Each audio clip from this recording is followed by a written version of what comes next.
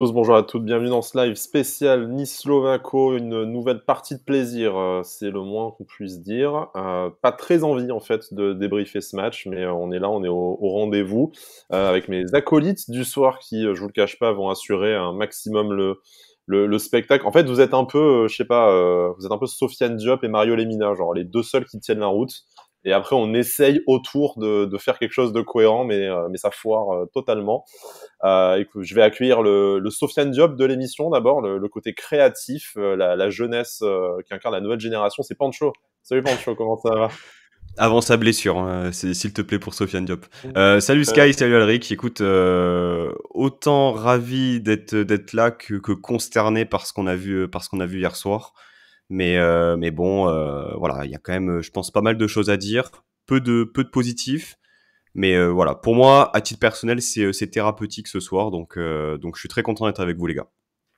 Les manches longues sont sorties chez Pancho. Il fait froid dans le Grand Nord. Enfin, ça dit, je dis ça, moi aussi, Alric aussi. C'est peut-être la clim qu'on s'est prise hier qui nous incite à nous couvrir. Il est là, il est le titulaire indiscutable au milieu de terrain de toutes les émissions de l'OGC Nice, le Mario Lemina de la commu. C'est Alric. Salut Alric, comment ça va? Bonsoir, ça va très bien, je suis très content d'être avec vous, je suis en roue libre, je préviens. Ouais, effectivement. Là, aujourd'hui, je pense qu'on va oublier un peu le cadre, la langue de bois. On va essayer de garder un peu de mesure quand même, histoire que ce soit tout à fait constructif. Trois salles, trois ambiances entre l'optimisme, le je m'en foutisme et le taillage de veine, vous allez voir. Pendant cette émission, je ne m'avance pas sur la durée. Il est fort possible que ça coupe la dernière demi-heure, un peu comme le GC Nice sur ces deux dernières rencontres. Mais rentrons dans le vif du sujet, puisqu'il va bien falloir le faire, messieurs. L'OGC Nice s'est incliné 2-1 à domicile devant un public. Forcément, les supporters de l'OGC Nice étaient bannis de leur propre stade.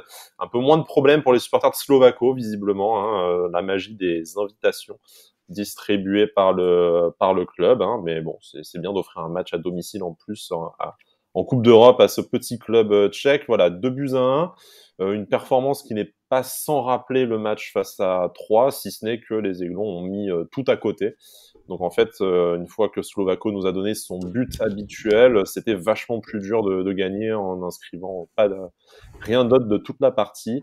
L'OGC Nice est un peu dans la merde pour sa qualification européenne, alors qu'on avait la possibilité de prendre nos distances avec Cologne qui s'était incliné face aux partisans Belgrade. Là aujourd'hui, on est à la même hauteur que le club allemand, on est toujours un point devant a priori, mais Slovako est revenu sur nos talons. C'est un match à 3 pour la deuxième place qui semble se dessiner avant la réception du leader du groupe, le Partizan. Bref, situation assez anxiogène sur la scène européenne. On comptait sur ce match facile, entre guillemets, pour capitaliser sur ce qu'on avait vu de bien depuis la trêve en championnat. C'est complètement raté. Et on va discuter un peu, selon vous, de qu'est-ce qui s'est passé hier soir et de l'impact que ça peut avoir sur les prochaines semaines, et notamment ce match face à Auxerre qui arrive très vite. Alric, tu es volontaire pour commencer. Tu es très courageux. Ça fait de toi vraiment le Mario Lemina de cette émission. Non, mais c'est surtout que je voudrais commencer par une petite information que peut-être vous n'avez pas ou vous n'avez plus. Si on finit deuxième, on a encore un petit tour de barrage à passer, on n'est pas qualifié directement. Donc cette On coupe peut en appeler ça bois... les 16e de finale, tu vois. Enfin, Oui, oui, oui, ouais, voilà, les 16e de finale, exactement. Donc cette petite coupe en bois, on n'est pas prêt, on n'est pas, c'est pas encore fini, mais voilà, moi je sais que ça me fait doucement sourire, je l'avais dit en off, je le dis en live sans problème, ça me fait doucement sourire de voir ces performances assez catastrophiques parce que je me souviens des premiers tweets que j'avais reçus parce que j'avais dit que c'était une coupe en bois, qu'il fallait pas que je me pointe au stade lorsqu'on serait dans le dernier carré. Je sais pas dans quel carré on serait, mais en tout cas, pour l'instant, on n'est pas encore éliminé, pas encore qualifié, c'est sûr. Mais si tu te fais éliminer lamentablement en C5, il y aura beaucoup de choses à remettre en question. Globalement, c'est clair. Entre nos attaquants qui n'ont pas réussi à cadrer quand il le fallait et Nguyen, le gardien de Slovako, qui a quand même sorti un gros match puisque il a sorti pas mal de frappes. Bon, après, tout était sur lui. Toutes les frappes étaient sur lui. il a sorti un match. Je sais que ça n'a pas l'habitude venant des gardiens chez nous, mais bon, voilà, lui a sorti Oh bah son si, match. on avait eu une introduction face au Maccabi quand même. C'était C'est vrai, c'est vrai. voilà. Bon, la coupe en bois, certes, mais en attendant, l'équipe en bois, hein, surtout, parce que si tu n'es même pas capable de performer dans cette coupe en bois, qu'est-ce que ça dit de tes ambitions? C'est peut-être pas plus mal qu'on ait raté la marche de la C3 et de la C1 la saison dernière, mais restons d'abord sur la rencontre d'hier. Donc voilà, Pancho, qui, au final, un scénario très similaire à celui de 3, avec des buts en moins, malheureusement pour le GC Nice, ce qui fait que le résultat n'est pas le même, mais on a encore vu 60 minutes qu'on peut qualifier d'intéressantes, même si c'est difficile rétrospectivement, et une demi-heure où la lumière s'est éteinte et où du coup, Slovako a fait comme nos adversaires troyens du week-end, a pu mettre tranquillement ces 2 petits buts qui ont permis pour eux de rapporter leur première victoire dans cette compétition. Beaucoup de similitudes avec le match de 3. La seule grosse différence, c'est que le match de 3, tu le gagnes à la fin, quoi. Et que là, tu perds lamentablement. C'est invraisemblable ce qui s'est passé hier soir. Mais quand tu prends un peu de hauteur sur le match d'hier soir, tu t'aperçois quand même que contre 3, à la partir de la 70e, 75e minute de extinction des feux, plus rien. Contre Paris aussi, avec voilà, ça coïncidait aussi avec les remplaçants. On y reviendra dessus, je pense. Mais effectivement, une soirée qui avait l'air parfaite, et on sentait qu'il fallait que ce deuxième but arrive rapidement parce que il y a eu énormément d'occasions, des occasions franches. Nguyen a fait un vrai match, franchement. Autant il y a des frappes sur lui, autant le face-à-face contre Delors en première mi-temps, c'est lui qui la sort. Pépé aussi, la frappe intérieure en première mi-temps, c'est lui qui la sort. Il a fait vraiment un super match, il n'y a rien à dire là-dessus. Mais ce n'est pas possible que dans tes temps faibles, quand tu baisses un peu le pied et que tu n'as pas l'apport que tu devrais avoir d'un banc, tu t'écroules totalement. C'est pas possible. C'est invraisemblable. On parlait de cette double confrontation contre Slovako comme étant déterminante pour la qualification. Aujourd'hui, tu te retrouves avec une victoire, une défaite. T'es second, donc mathématiquement, t'es pas encore paumé pour la qualification. Entre nos mains, bien entendu.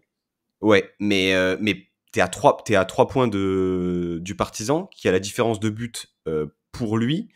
Donc la victoire, admettons, idéalement contre le Partizan, si elle est que de 1-0, c'est statu quo. Hein. C'est-à-dire que le Partizan reste premier et Nice reste second. Donc là, on s'est mis une balle dans le pied, tout seul. On s'est sabordé hier soir. C'est pour moi, voilà, pour moi, c'est le pire match depuis le début de saison. On en a vécu des matchs catastrophiques, mais hier soir, ce qu'on a vécu, c'est lamentable. On va rentrer un peu dans le détail, mais Alric, pire match ou pire désillusion? Pire désillusion, je pense. Mais moi, ce qui m'avait mis la puce à l'oreille, c'est que le but que tu marques, c'est pas toi qui le mets, en fait. Encore une fois, hein, déjà au match aller, c'est pareil. Au final, t'es quand même bien aidé par cette équipe. Ouais. Bon, après, j'étais content pour Sofiane Diop parce que l'initiative est là, l'action est plutôt belle. Joe Bryan qui montre que offensivement, ça vaut le coup. Il a fait quelques belles passes en profondeur. Le côté gauche, offensivement, fonctionnait. Bon, il a oublié de défendre, mais bon, ça, c'est un peu comme la majorité de l'équipe. Donc non, moi, ça m'avait mis la puce à l'oreille, c'est que tu n'arrivais pas à conclure tes actions. Je pense que s'il y a une action qui me hante encore de hier soir, peut-être que vous l'avez en tête, c'est celle de Thuram. Celle de Thuram, normalement, il la rate pas. Et elle est quasi équivalente au but qu'il avait marqué contre Nantes l'année dernière avec le 1-2 avec Gouiri. Cette fois-ci, ça tombe pas du bon côté et c'est à ce moment-là où tu te dis, en fait, tu gagneras pas ce match. Tu le sais déjà. Parce que ça se joue à quelques centimètres. Et attention, parce qu'on avait eu le but de Tomic, on avait eu un avertissement juste avant. C'était un miracle que le ballon rentre pas sur cette faute de main de Kasper Schmeichel sans conséquence immédiate en tout cas. On peut encore discuter de son placement sur le deuxième but. Ballon dévié, mur qui se désagrège aussi. Je ne suis pas le plus grand fan de Kasper Schmeichel, comme vous le savez, messieurs. C'est quand même dur, je pense. Non, mais il n'a pas fait un bon match avec la faute de main, c'est sortie non sortie habituelle, tout ça. Mais par contre, sur les 2 buts cette fois, c'est quand même impossible de les lui attribuer. Hein, très le premier but de Tomic, c'est très difficile de lui attribuer une certaine responsabilité. Enfin, moi, j'en veux par exemple pas Joe Ryan parce que il est devant et il se fait dribbler. Bon, ok. Mais par exemple, Gaëtan Laborde qui arrive en second couteau et qui au dernier moment ne tend pas la jambe, je demande pas de faire un crochet à la surface. Hein. Je demande pas de lui faire un croche-patte, mais tends la jambe. Tu y es, t'es à moins d'un mètre. Après, monter sur le porteur du ballon, c'est un peu la base quand même, hein, je pense, de la défense. Ils ont quand même bien oublié sur. Ça, donc, mais encore une fois, ça reprend ce que je disais dans Avantinissa la dernière fois. Nos remplaçants ne sont pas concernés. Mais quand je dis nos remplaçants, c'est la notion même de remplaçant.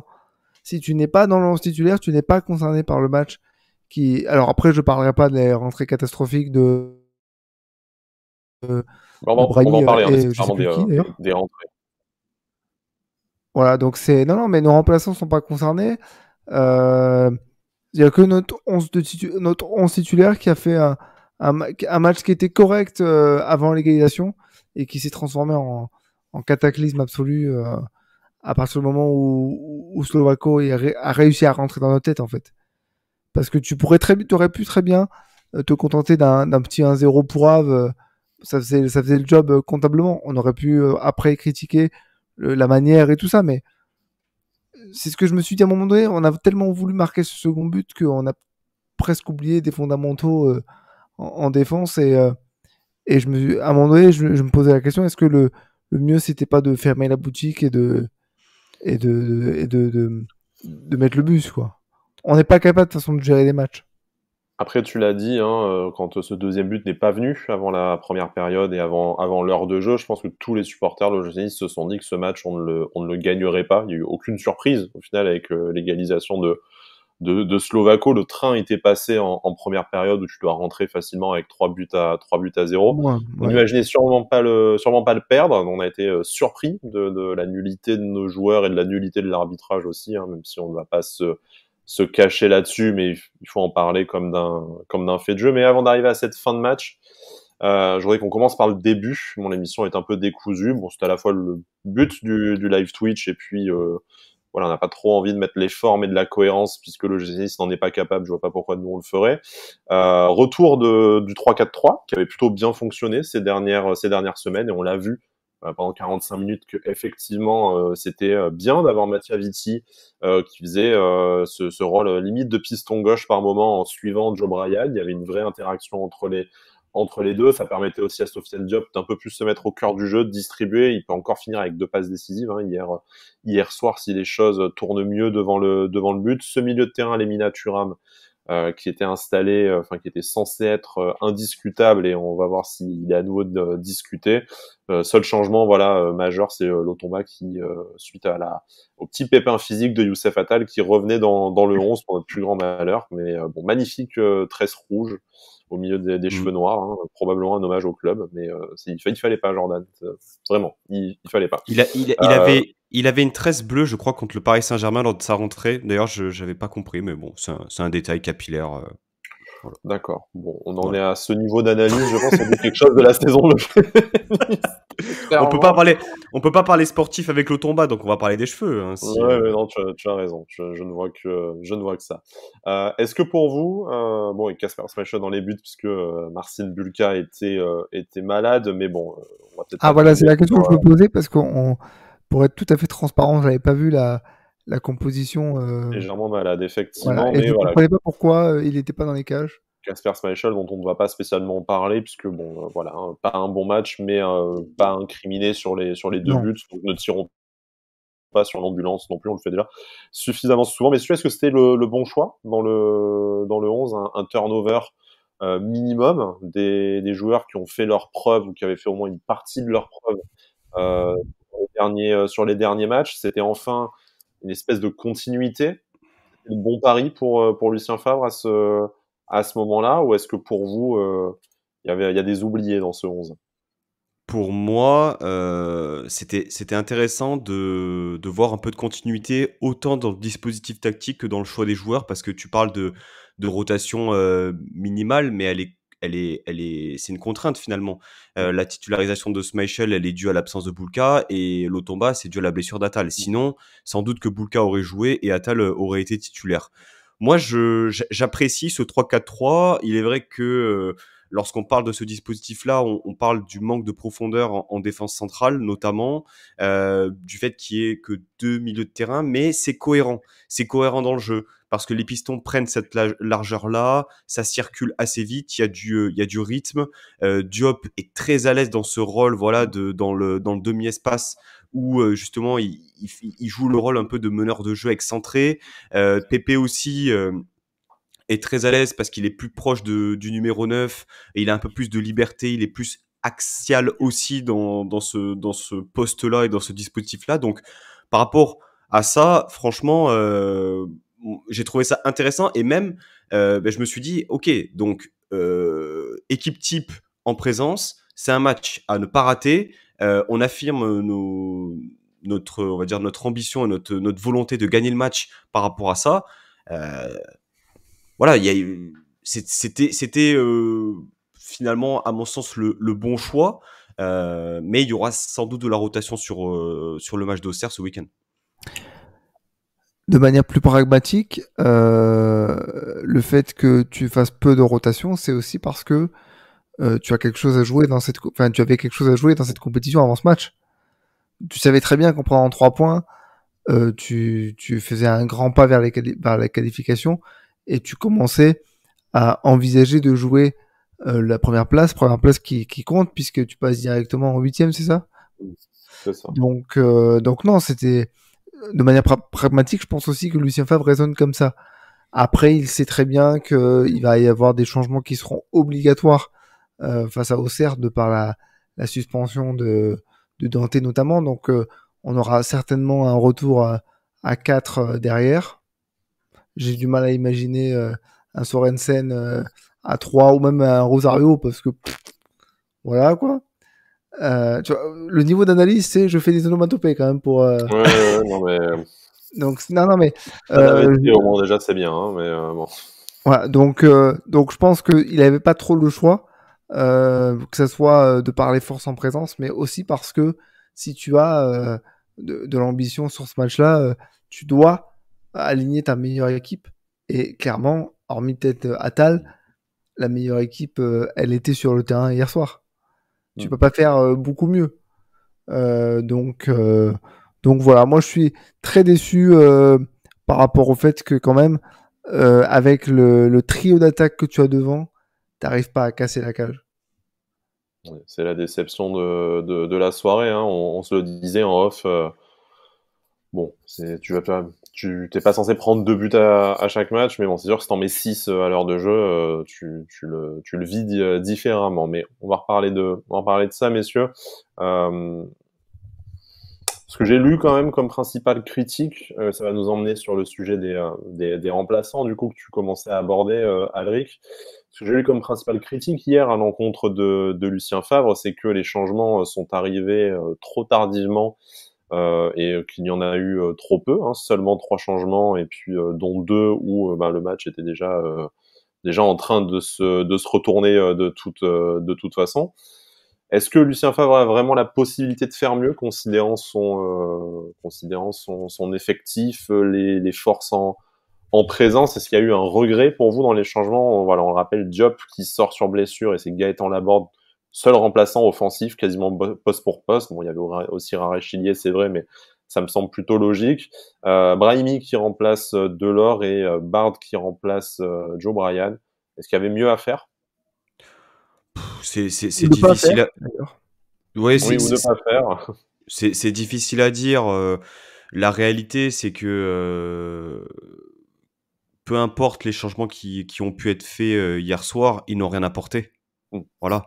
C'est-à-dire que il n'y a pas eu l'effet escompté. Ça fait plusieurs matchs qu'on le déplore malheureusement. Alors oui, on pourrait éventuellement dire que à la sortie de Diop, on aurait pu faire rentrer un milieu supplémentaire parce qu'on prenait l'eau à ce moment-là. Oui, avec des si on refait le monde, mais voilà, ce n'est pas normal d'avoir un niveau de performance aussi différent et entre les titulaires et les remplaçants. Ça donne pas forcément beaucoup d'options aussi à Favre, et je pense que effectivement, moi j'ai été le premier à ne pas comprendre la non-rentrée de BKBK, mais sinon c'est C'est la seule, Mais en même admettons. temps, ça fait 6 mois qu'il ne rentre pas en jeu. Oui, Donc, mais je quand, dis pas que c'est une bonne chose, mais au oui, final, on savait qu'il le ferait pas. il s'obstine à faire rentrer Rosario au milieu de terrain, alors que tu as un joueur comme Beka Beka qui, malgré le peu de matchs qu'il a joué, a laissé quand même entrevoir de belles choses. Mais c'est tout. Il C'est tout. le considère peut-être encore un peu tendre. Bon, C'est ceci dit, possible, c'est possible. Moi, je lui fais confiance par rapport, on va dire, au temps qu'il donne aux joueurs pour se développer. Si Vici, il a mis quelques matchs à le faire rentrer, aujourd'hui, on voit ce que ça donne. Mmh. Pépé aussi, il a eu du mal. Là, aujourd'hui, il est en forme. Je lui fais confiance là-dessus. Mais aujourd'hui, quand tu fais rentrer, alors, je vais être obligé de parler de lui parce qu'il a fait une rentrée cataclysmique, mais c'est pas ça le problème pour moi, mais c'est Bilal Brahimi. Tu te dis, je dois gagner le match, je fais rentrer des joueurs offensifs, j'ai qui sur le banc? Gaëtan Laborde, Bilal Brahimi. J'en oublie pas, vous me dites, hein. Rachilier, du coup, mais bon, Raechlier, ok. c'est pas et censé attendre Rachilier que qui était même Rachilier te pas fasse dans, gagner le match non plus, quoi. il était même pas dans le groupe face à 3, je crois, Rachilier. Donc Voilà. la gestion est encore, enfin, ça pose question et encore pas tant que ça parce que peut-être il est encore trop tendre pour Lucien Favre. Donc je peux comprendre. Mais c'est vrai que ouais, c'était compliqué les changements hier soir. Mais je te laisse finir, Pancho. Non, mais c'est simplement que effectivement, on peut parler de cette problématique des changements qui, pour moi, fait partie une des nombreuses composantes, pardon, de la déconvenue d'hier soir. Mais il y a les faits qui sont que les remplaçants n'apportent rien. Mmh. Ça manque Quel peut-être, qu'il soit, hein, comme disait Alric en voilà, plus. ça manque de profondeur à certains postes dû à un mercato sans doute, on va dire déséquilibré. Mmh. Et tout simplement, après, voilà, Favre, on connaît aussi on connaît ses habitudes en termes de remplacement. On a vu que lors de son premier passage, il mettait un certain temps à faire ses changements, mais ça ne lui a pas empêché d'avoir des résultats. Donc là-dessus, je lui fais confiance. S'il estime que L'équipe était pas la même, hein. voilà, mais s'il estime que le joueur n'est pas prêt ou ne peut que faire que 15 minutes sur un match, admettons. Moi, pour mettre les mains dans le cambouis tout de suite, je vais pas sortir Joe Bryan, je vais pas rentrer Melvin Barr. Quitte à ce qu'ils finissent sur les rotules, j'en ai rien à foutre, mais c'est le seul qui apporte offensivement. Enfin, je l'ai pas trop, je l'ai trouvé Il prend plutôt. un peu l'eau défensivement sur le premier but, quand même. Ouais, mais après, il est en 1 contre 1, très très seul, parce que son coéquipier vient pas l'aider. On voit quand même que Tomic, il a l'air d'avoir un petit peu de ballon, quoi. Mm. Après, l'entrée de Brahimi, tu joues à 10, Ouais. c'est pareil, quoi. Le mec, il fait pas de différence, il tente rien. Ou alors Il fait des si. contrôles de 15 mètres. Ouais, enfin, franchement, c'est pas possible. Et ça, tu vois, ce mercato-là, encore une fois, il a été fait sous l'ère Galtier, mais encore une fois, tu te traînes des casseroles parce que Ouais.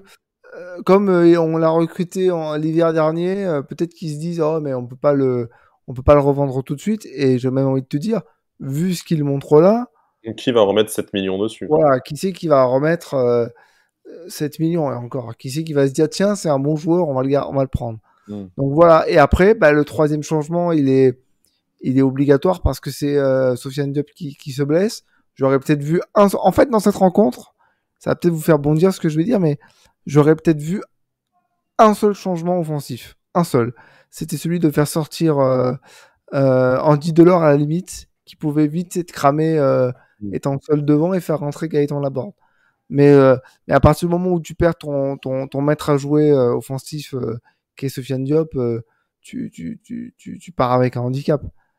Sofiane Diop qu'on a peut-être perdu pour de nombreuses semaines, ce qui serait catastrophique pour l'attaque du Ouais, Gym, qui est claquage, en donc claquage, difficulté. c'est minimum à moins, claquage. Hein. Voilà. Et vu Donc, que a priori, on le reverra pour le Boxing Day au mois de toute fin décembre ou ouais. début 2023.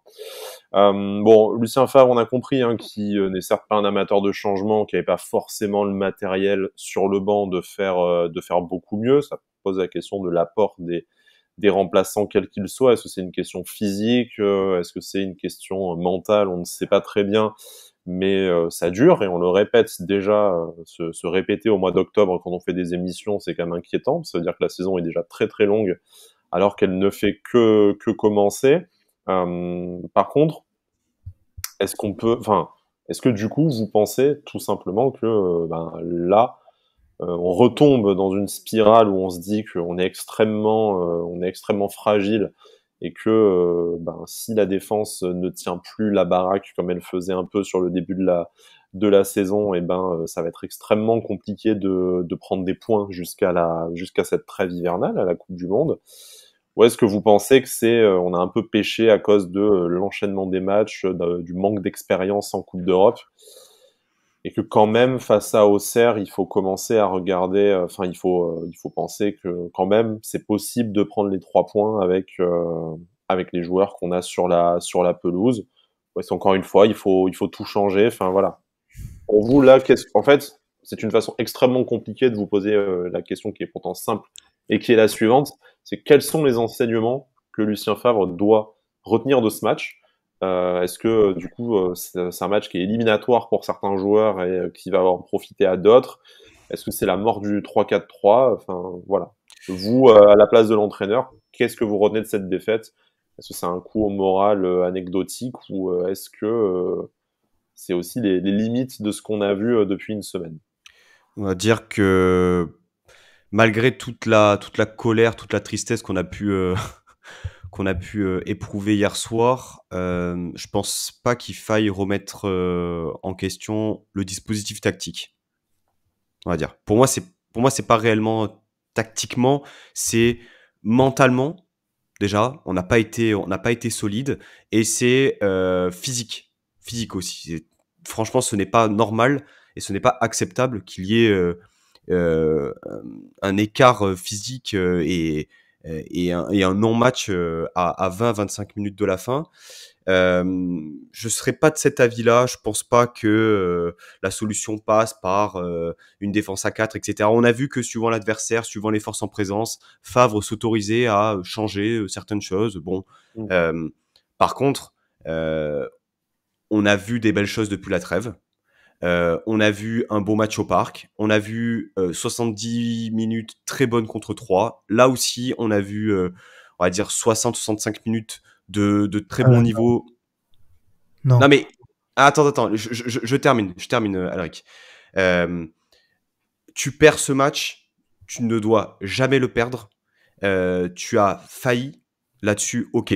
Maintenant, c'est pas comme si tu avais fait un match catastrophique non plus, dans sa globalité. Il te manque peu de choses, parce que depuis le début de saison, lorsqu'on regarde, alors vous allez peut-être penser que je suis à côté de la plaque, peut-être, mais lorsque tu regardes ton début de saison, il te manque un petit brin de réussite, les poteaux, etc., les nombreuses occasions franches On qu'on n'a a pas fait eues. de poteau cette fois, tiens, c'est vrai. On n'a Étonnant. Premier pas match tiré sans sur. poteau depuis longtemps. Oui, c'est vrai. Mais malgré tout, quand tu es entraîneur, tu dois t'appuyer sur le positif et pas uniquement pointer le négatif. Et le positif, c'est quand même du jeu, des prises d'initiative. L'absence de Diop va faire très très mal. Très très mal, franchement, parce qu'il apportait vraiment une dimension à l'attaque.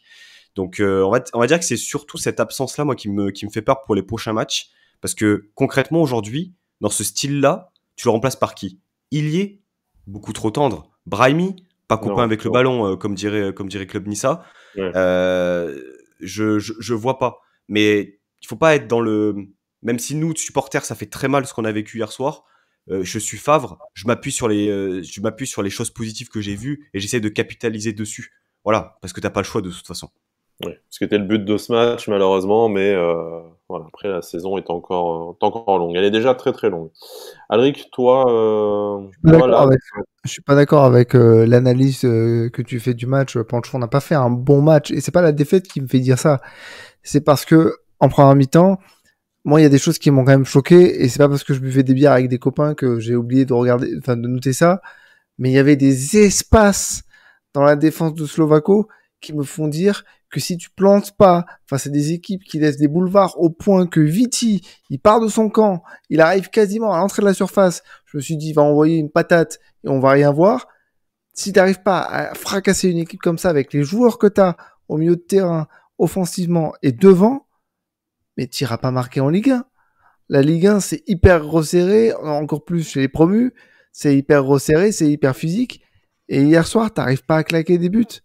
Alors, le gardien, il a sorti des ballons. Ouais, bon, les 3 quarts sont sur lui. Oui. Et après, quand t'es en position de frapper, tu tires à côté ou au-dessus. Donc non, c'est pas un bon match. C'est pas un bon match parce que t'as pas marqué toi-même ton but.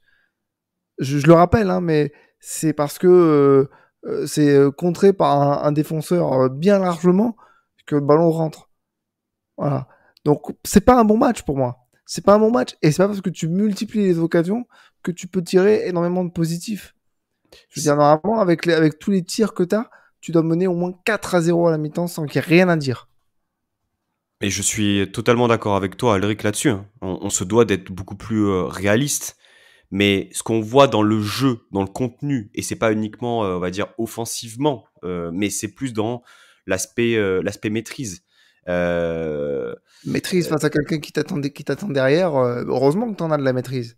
non, mais maîtrise, mouvement offensif, idée de jeu, inspiration, des choses que on n'a pas vues depuis le début de l'année. Et ça dure, ça fait quand même 2-3 matchs où on voit quand même du mieux, mais ça n'enlève en rien à l'immense déception et l'incompréhension par rapport au match d'hier soir.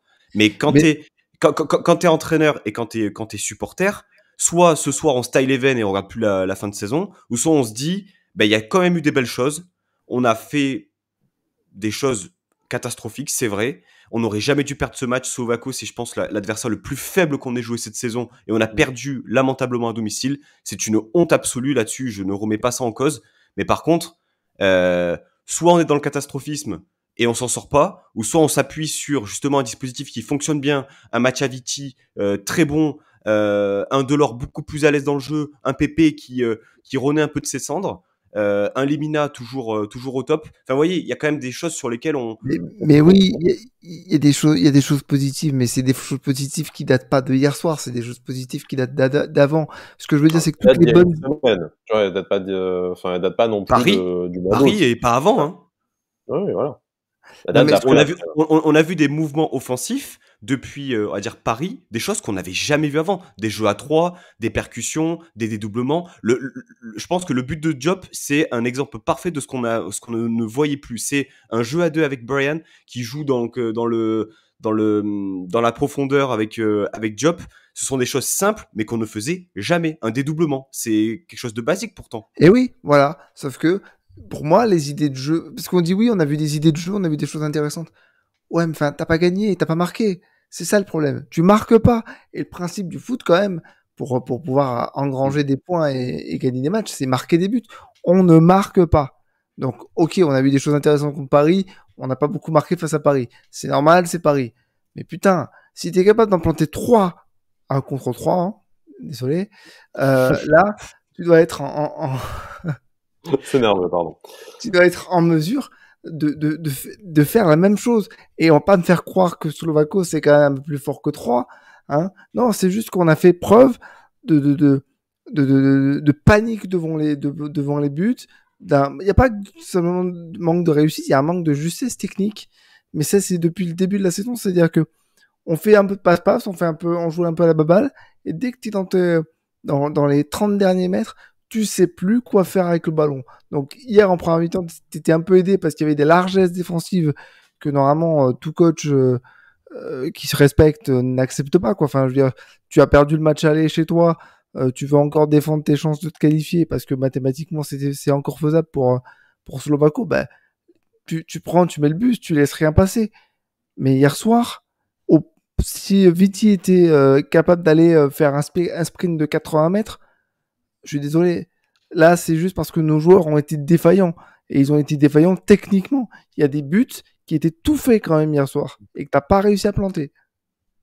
Mais je pense que, juste pour terminer, Sky, sur ce que tu dis par rapport à Viti, Viti, pourquoi il fait des grands matchs? Enfin, non, j'ai pas l'explication, mais pourquoi on l'aime autant aussi? C'est parce qu'il est performant, mais aussi ses dépassements de fonction.